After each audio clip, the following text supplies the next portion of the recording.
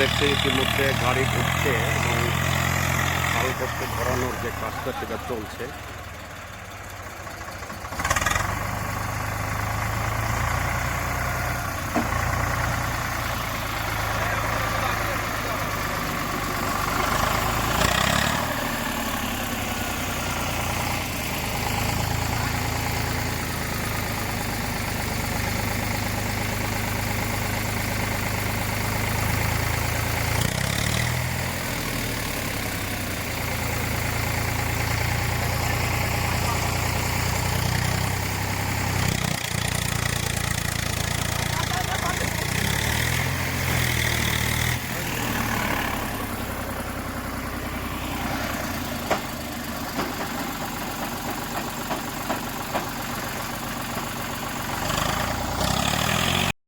RWT news, আমি মোহাম্মদ ওহিদুর রহমান। আপনাদের দেখানো হয়েছিল যে রাস্তাটি পঞ্চায়েতের পাইপলাইনের কাজ করার জন্য যে অবস্থা হয়েছিল, অনেক বড় খালগত ছিল। রহমান ওয়েলফেয়ার ট্রাস্টের পক্ষ থেকে আমি ওহিদুর রহমান যে উদ্যোগটা নিয়েছি, তাতে আমি সে রাস্তাটা করছি অলরেডি।